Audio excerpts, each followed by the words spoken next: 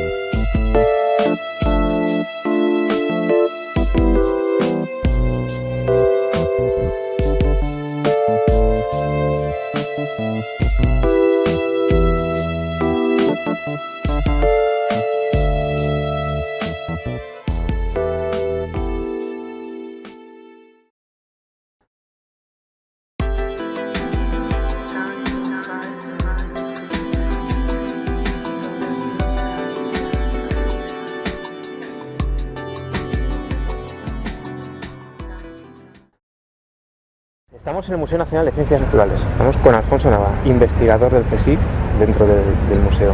Muchas gracias por acompañarnos, Alfonso. Bienvenidos, muchas gracias a vosotros. Gracias. El museo fue una de las patas principales del Instituto Nacional de Ciencias Físico-Naturales. ¿Puedes comentarnos, antes de entrar a verlo, qué representó para la Junta y qué representó para el museo incorporarse al paraguas del instituto? Bueno, fundamentalmente para la Junta, porque el museo probablemente sea la institución científica fuera de las universidades más antiguas del mundo. Se creó como parte de la Casa de la Geografía por Antonio de Ulloa en 1752. Ha tenido varias sedes provisionales. Aquí estamos desde 1910, de una forma provisional, en este edificio tan bonito que comparte con la Escuela de Ingenieros. Y precisamente es en 1910 cuando se traslada aquí, cuando el Museo Nacional de Ciencias Naturales, el Real Jardín Botánico, los aledaños que tenía el museo, como eran la estación alpina de Navacerrada, de Guadarrama, la estación marítima de Palma de Mallorca y la de Santander, se incorporan a la JAE en 1910, junto con el Museo el Museo de Antropología, que en ese mismo decreto de incorporación del museo a la Junta se constituye con los fondos de antropología del Museo Nacional de Ciencias Naturales. Además, en este mismo edificio del museo, debido a la estrecha relación de amistad que había entre el vicepresidente entonces de la Junta de Ampliación de Estudio, que era Ignacio Bolívar, a la sazón director del museo, pues el Laboratorio de Física Química de Blas Cabrera radicaba precisamente en este edificio, escasamente a 5 metros, en este ala del edificio que actualmente es parte de la Escuela de Ingenieros. En aquel momento estaba el Laboratorio de Física Química, lo cual explica también la visita que Einstein hace en 1923 aquí al museo, porque precisamente viene a visitar a Blas Cabrera, invitado por él. Dio una charla, una conferencia en la residencia, pero él viene fundamentalmente invitado al laboratorio de Blas Cabrera y visita a Ignacio Bolívar y al propio laboratorio del museo. Sí, o sea, que tuvo una pletora de centros. Exactamente. De hecho, por eso el museo es tan importante para la JAE, el museo y el Real Jardín Botánico, el Museo Antropológico Nacional, insisto, porque prácticamente en ese decreto de 1910 cuando se dota físicamente a la Junta de Ampliación de Estudios de una estructura física y de medios de investigación. Aproximadamente el 80% de la dotación pertenecía en aquel momento al museo. Si te parece, vamos a echar un vistazo a esas zonas que están interesantes. Muy bien.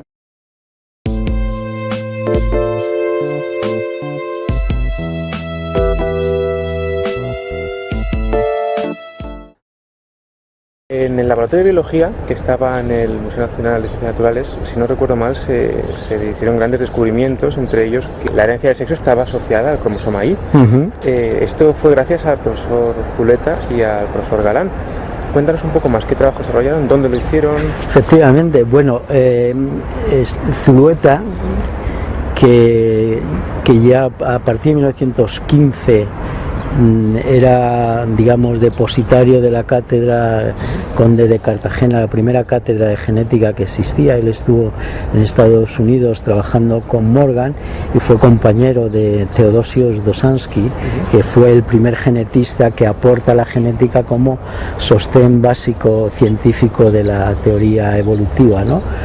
Pues él demuestra con un insecto, Phytodecta variabilis, que la herencia, el cromosoma Y, que hasta entonces se pensaba que estaba vacío, que no era portador de herencia, él demuestra que sí. Y entonces tenía un alumno, un estudiante, que era Fernando Galán, al cual le encomienda que demuestre lo mismo o que indague o que valore la herencia ligada al sexo en fanerogamas. Y entonces elige un modelo que era Ecvalium elaterium, pepinillo del diablo, y los campos de experimentación, que los parentales, etcétera, los cuales pone distintos cuadros de experimentación, etcétera, en esta zona concretamente, más o menos en la mitad de la península, en el cual la planta pasa de la fase monoica a la fase dioica, consideraban que era un buen modelo, ¿no? Y entonces, entre el museo y lo que son la asociación de laboratorios y la residencia, ellos ponen el campo de experimentación y nosotros pues hemos encontrado exactamente las plantas descendientes de aquellas plantas originales del experimento, a pesar de todas las vicisitudes, etcétera, y hemos hecho un pequeño homenaje a aquella, y mantenemos una colonia de Ecvalium elaterium que como un pequeño homenaje a Fernando Galán y a su maestro Antonio de Zulueta. Lo curioso de este experimento es que Haldane estuvo en Madrid como como apoyo a la República en plena guerra civil en el año 36, en septiembre-octubre del 36. Y en aquel momento hubo un ataque aéreo por parte de las tropas franquistas, y Haldane en febrero del 37 llegó a publicar una nota en Nature recordando aquel momento, pero lo más significativo es que en pleno ataque, en pleno bombardeo, el profesor Zulueta y Fernando Galán estaban trabajando en el experimento de cruzamiento de Valium elaterium, o simplemente, como dice Haldane, sujetando los armarios para que no se cayeran las colecciones. Sí, cabe destacar que además Haldane, ser un científico internacionalmente reconocido en su época, yo creo que es uno de los grandes maestros en su área, pero también cabe destacar que tanto Zulueta como Galán estuvieron hasta el 39, hasta el final hasta trabajando en su laboratorio en las más duras condiciones. Sí, de hecho ellos trabajaron, el museo durante la guerra se cerró a las visitas públicas por cuestiones de seguridad, pero ellos siguieron trabajando, no solo Zulueta y Galán, en general casi todos los miembros del museo siguieron trabajando. De particular significación es Antonio de Zulueta, que hasta el mismo día 29, el día 28 de marzo del 39 entraron las tropas en Madrid, las tropas de Franco, y el día 29 él estaba aquí trabajando y vino el cese de inmediato, ¿no? El día 29 por la mañana pues le destituyeron, le represaliaron, porque él en octubre del 39 aparece ya de haber sido el primer catedrático de genética de España, una personalidad científica reconocida a nivel mundial en aquella época. En aquel momento director del Museo Nacional de Ciencias Naturales. En octubre del 39 aparece como ayudante de biología en la Facultad de Ciencias de Madrid sin sueldo. Pues, un caso bastante curioso. Si te parece, vamos a pasar a ver los laboratorios. De acuerdo.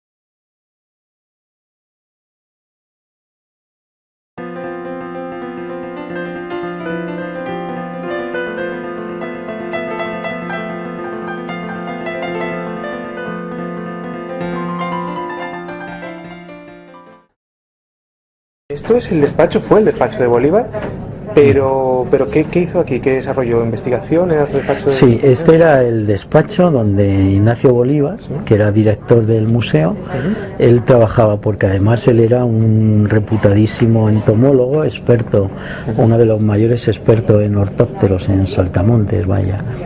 Y de hecho combatió y contribuyó notabilísimamente a acabar con el problema de la langosta que había en la península. Ignacio Bolívar, aparte de ser director, pues trabajaba fundamentalmente en taxonomía, y este era su espacio físico. Está muy transformado, pero sigue siendo el mismo. El suelo es la mayoría del suelo, salvo algunas piezas se hayan cambiado desde entonces, pues es el que existía. Y aquí también pues trabajaba Luis Buñuel, Buñuel conocido por, naturalmente, el cineasta, conocido por su obra artística, etcétera, y por su capacidad intelectual. Sin embargo, él trabajaba en el museo porque estaba estudiando ingeniería agronómica y le gustaban los insectos, y era un problema fundamental entonces de los cultivos españoles, y él trabajaba con Bolívar.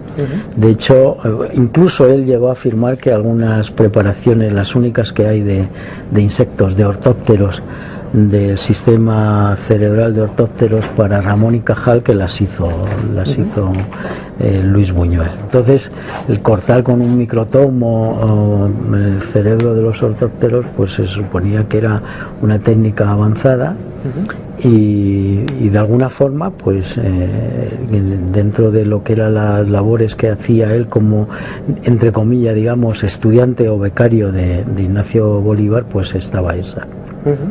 Aunque a Buñuel se le conoce fundamentalmente por el mito de la residencia y la historia de Buñuel, Dalí, García Lorca, etcétera, su razón de estar en la residencia era porque era estudiante de ingenieros agrónomos y trabajaba en el museo. Sí, porque al fin y al cabo, realmente la residencia de estudiantes contenía más de 3/4 partes de estudiantes de ciencia. Bueno, más de 3/4, por supuesto, sí. En la residencia de estudiantes, en la fecha en que más alumnos no científicos hubo en la residencia fue en el año 29, en el año 35, poco antes de la guerra, y no pasaba del 16%, es decir, la mayoría, infinita mayoría de los estudiantes de la residencia y usuarios de la asociación de laboratorios, que así se llamaba, los laboratorios de la JAE que estaban alrededor del museo y la residencia, pues eran para uso y disfrute de los estudiantes que estaban en la residencia y de los investigadores de la JAE. Sí, es cierto que ahora recordemos mucho a los artistas, a la parte de ciencias humanas, pero es cierto que se fundó en torno... Exacto, ese es el mito, es un mito, es probablemente interesado en fomentar eso, pero realmente la razón de ser de la residencia es indivisible de la razón de ser de lo que era la Junta de Ampliación de Estudios. Es decir, hay que reconocer, es decir, últimamente lo que aparece, y preguntas a la mayoría de las personas, parece que la JAE es una cosa y la residencia de estudiantes es otra cosa, totalmente autónoma, independiente y con un protagonismo incluso superior, ni mucho menos. La historia, yo creo que la historia verdadera hay que escribirla o potenciarla. Luego, la residencia era parte de la JAE y así aparece reconocido en las memorias publicadas por parte de la JAE.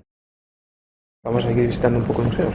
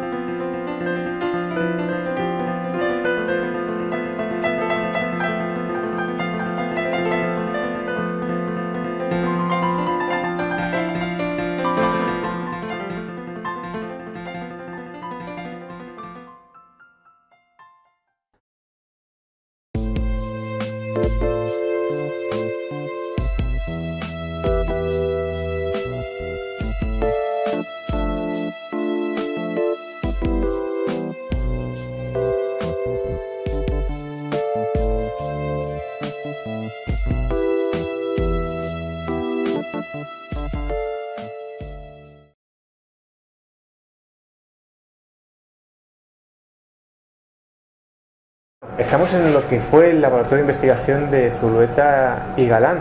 Nos acompaña Concepción de Zulueta, nieta de don Antonio, y Concepción, bisnieta de don Antonio. Muchas gracias por acompañarnos y que veáis que todavía existe parte de nuestra historia. Este era un laboratorio de cría de material biológico, por así decirlo. Zulueta trabajaba con insectos, que fundamentalmente su trabajo era con Phytodecta variabilis, un coleóptero, pero se inició también en España, los estudios con Drosophila melanogaster. Y aquí tenían las jaulas de cría de Drosophila melanogaster, que él había aprendido cuando estuvo en Caltech con Morgan y con Teodosius Dosansky. Además de Drosophila, pues criaban también en retamas que traía a Fernando Galán, que era el que se desplazaba por los alrededores de Madrid, el insecto Phytodecta variabilis para proceder. Entonces, también tenían material de apoyo, los herbarios de los experimentos que hacían de Valium elaterium, etcétera, y material de campo. Entonces, ellos aquí criaban, hacían los cruces, etcétera, pero el laboratorio propio de investigación lo tenían allí. Como veis, el museo es el gran problema endémico de cualquier museo, que no se puede expandir. En aquel momento los laboratorios de Zulueta y Galán pues eran laboratorios actualizados, modernos, que pretendían ser el símbolo de lo que era la investigación científica para el avance de la sociedad española. Y nosotros actualmente pues tenemos un laboratorio de microscopía ambiental sumamente actualizado y moderno, y que da servicio a toda España y parte del extranjero. ¿Qué nos puedes comentar? ¿Qué recuerdas tú? ¿Viniste al laboratorio? Yo he venido al laboratorio de niña, porque cuando ya mi abuelo fallece, yo tengo 17 años y antes había ido acompañada de mi padre, nos veníamos aquí no sé si aquí exactamente o laboratorio, pero nos venía y nos enseñaba sus cajitas con todos sus insectos y nos explicaba un poco. Yo sí que hay cosas que se te quedan como flash, recuerdos, y sí recuerdo que nos enseñó unos famosos unos conejos que cambiaban los ojos de color. Porque mi abuelo era como una persona como muy dulce, siempre tenía frases cariñosas, siempre, yo lo recuerdo con muchísimo cariño. Y claro, pues eso son los recuerdos de niña. Por ejemplo, tenemos una cosa que sí lo tengo en casa, y es una caja que debía ser de la Junta desde luego salió del museo. Era la caja que daban a los colegios, ¿no? Sí, la daban a los colegios. Sí, hay una caja que daban a los colegios. Exacto. Y tienes toda la carta y todo explicando cada uno de los minerales.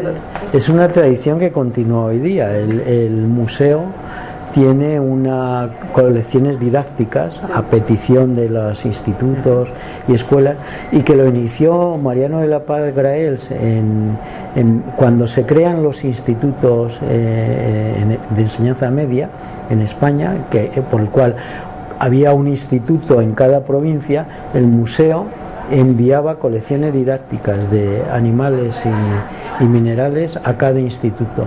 De hecho, los institutos históricos, los 50 y tantos institutos históricos que hay de mediados del siglo XIX, en la mayoría de ellos todavía quedan esas colecciones.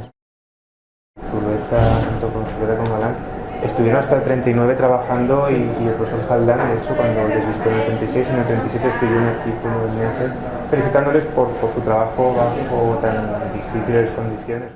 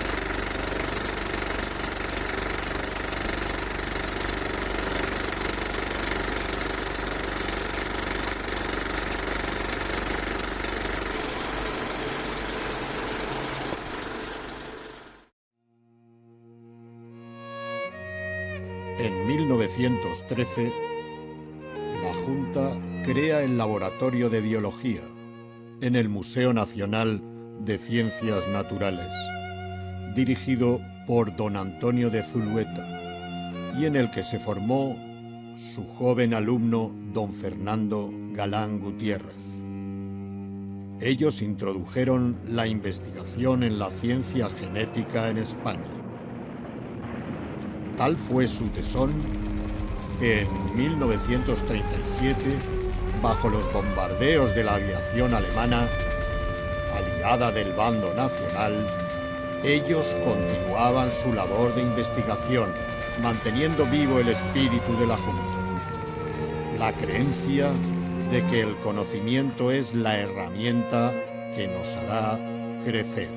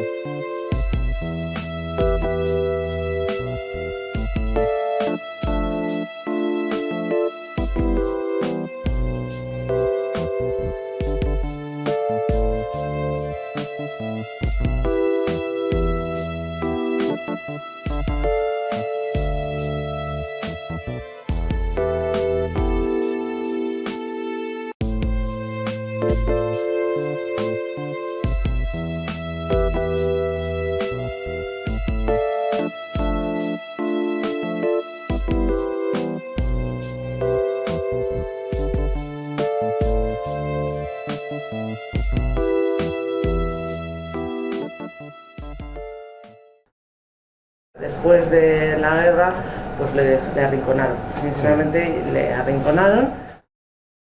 Lo pasó mal, eso yo recuerdo a mi padre contarnos historias de que lo había pasado mal. Y claro, ya cuando en los años 60 le rehabilitan un poco, que es un hombre mayor y ya se ha olvidado de todo, y él solo siguió con sus clases de la universidad. Sí. Pero hay una parecida del profesor. Pero le represalian dando que él, que es el primer catedrático de genética de España, en el 29 de marzo del 39 deja de ser director y el 13 de octubre aparece como profesor auxiliar sin sueldo en la Facultad de Ciencias. Eso es, intentan humillarle hasta simplemente porque él era cuñado de Besteiro, y hermano de Luis Zulueta, que fue el primer ministro de Estado del primer gobierno de la República. Simplemente era eso, porque él no pertenecía a ningún partido. Pero aquí en los archivos del museo consta, tenemos, yo lo he visto, documentos cuando se constituye un tribunal de depuración. Simplemente el haber sido amigo de Zulueta, de Bolívar, era razón más que suficiente para ser represaliado. Sí. Entonces el museo instituyen un tribunal especial de represalia y depuración del Museo Nacional de Ciencias Naturales. A instancias de que eso también se calla mucho, pero hay que decirlo, porque a instancias de Julio Palacios. Julio Palacios fue el único profesor de la Universidad Central, él era también de la JAE, que no fue represaliado. Además, Julio Palacios era el responsable, era vicepresidente del Instituto España, porque el presidente era Manuel de Falla, y Manuel de Falla pasaba de estos temas, de hecho no volvió, estaba fuera de España, y Julio Palacios se encarga de la depuración de la JAE y nombra en persona a Filiberto Díaz Tosaos, que era un monje agustino, le nombra director represaliante del museo. Y es impresionante, ¿eh? De Zulueta, con una dignidad asombrosa que le honra, él aguanta como un exilio interior como tantos otros, ¿no? No fue el único del museo. Me estoy acordando ahora de Sos Bainat, y Sos Bainat fue otro investigador del museo, él era geólogo y sufrió un exilio interior. Os agradezco a toda la comunidad científica, que es la que es a través de vosotros, que yo creo que es un poco el impulso que estáis dando a todo esto, porque se habla, a la gente le hablas de estas cosas y no tienen. En cuanto hablas con un científico, no hombre, por Dios, Antonio Zulueta, entonces ya dicen, por favor, sí, entonces es curioso, ¿no? Y entonces esto es lo que me ha llevado a mí a un poco a investigar. Él lo pasó muy mal, ¿no? Después de la guerra. Lo pasó muy, sí, primero porque tuvo que pedir ayuda económica, no se pagaba. Y tenía 5 hijos.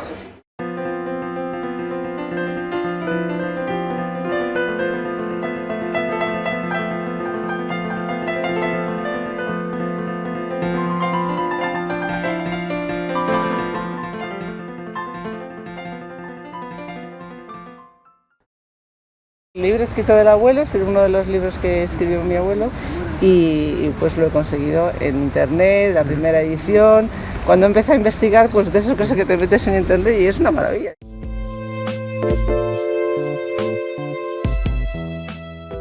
Claro, nuestro profesor del Museo Nacional, ¿cuál es? ¿De cuándo es? ¿De qué año? Debe ser del 20 y algo.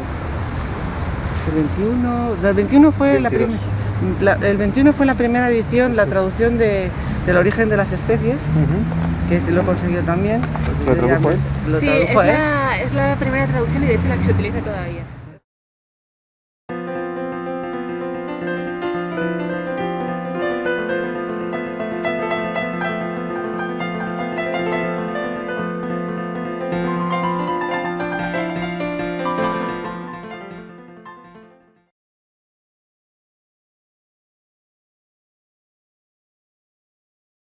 No investigado todavía ni lo he leído, Madre porque mía. está en francés. Fíjate la fase de Nérula. Y entonces Sí. está todo La- como... la- y vino con la los documentos de mi padre, me dio un montón de libros y cosas de la familia. Es el cuaderno original de... Y yo creo que es el cuaderno original de biología. Y está en francés, lógicamente fue el estudio de la clocozoarios. Sorbona. Pero es la época de pensionado, dices. Sí, la época del pensionado. No pone la fecha, ¿no? No lo he mirado todavía, o sea, lo he No, visto, aquí tenemos- lo recuperé Madre mía. y no lo he mirado.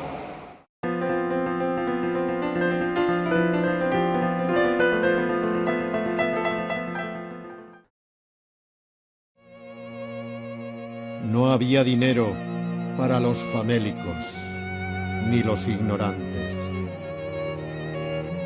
Pero ahora, súbitamente, se han abierto los caudales de la guerra y miles de millones fluyen hacia el frente. No había dinero para la paz, para combatir la droga, para el medio ambiente. ¡Qué ceguera, Dios! No había dinero para la paz, pero lo hay para la guerra.